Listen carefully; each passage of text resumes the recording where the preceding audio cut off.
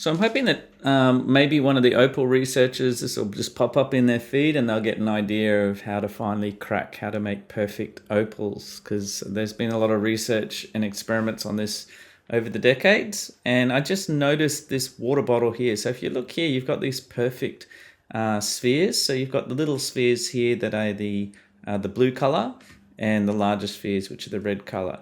And this is just a simulation. So this is just water gas going to liquid, whereas the opal is liquid going to solid.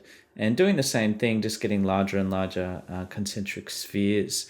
And you can see that in this water bottle here, we have lots of different layers. We've got of all different sizes. So we've got, it would be multicolored if it was opal. And so I thought that was rather cool.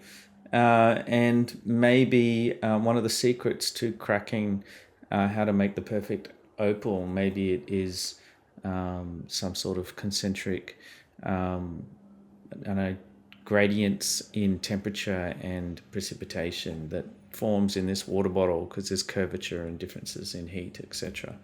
And maybe that's the secret to getting different layers of repetitive concentric circles of different types, like we see in this water bottle, which is kind of cool. All right.